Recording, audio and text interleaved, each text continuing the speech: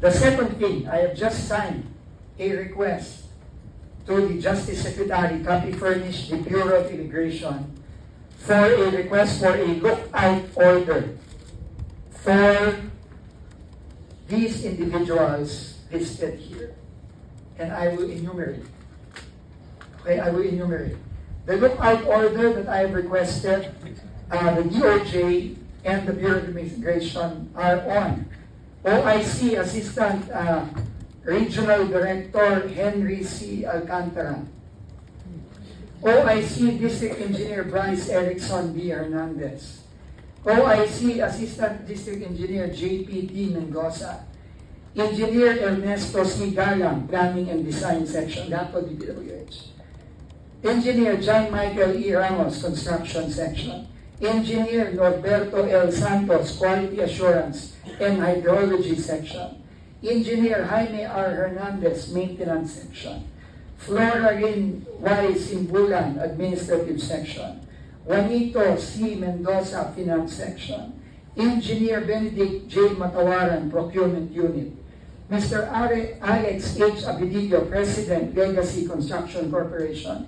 Ms. Cesara C. Discaya and Pacifico F. Discaya, President and AMO, respectively, Alpha and Omega General Contractor and Development Corporation. Ms. Maria Roma Angeline D. Armando, Owner and Manager, St. Timothy Construction Corporation. Mr. Alan B. Kirante, Owner, Proprietor, QN Builders.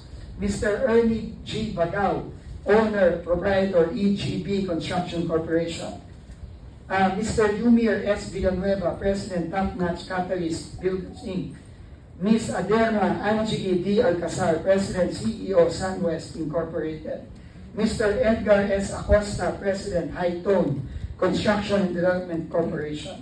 Mr. Wilfredo N. Natividad, Owner, General Manager, 888 Construction and Supply, Inc. Mr. Romeo C. Miranda, President, AMO, Royal Crown Monarch Construction and Supplies Corp. Mr. Alan V. Arevalo, General Manager, Wawa Builders. Ms. Marjorie O. Samidan, Authorized Managing Officer, MG Samidan Construction. Mr. Luistro R. Tiki, President, LR Tiki Builders, Inc. And Mr. Ryan Willie D. Uy, Proprietor, Road Edge Trading and Development Services. I would like to thank the Senate Blue Ribbon Committee and the House committees because we based this list on their ongoing investigation. So, kung sino yung mga inimbitahan, sinumpina, ito ang pinagbasyan natin. Hindi ito final na listahan. Kung may kinakailangan pang ipa-request ng lookout order sa mga susunod na araw at susunod na linggo, magdadagdag kami dito sa listahan ito. But we will be giving copies to the media, but this has already been sent to the Secretary of Justice and to Commissioner Joel Viado of the Bureau of Immigration. So, this is all part of the President's directives to hold people to account and to make sure that the department is cleansed from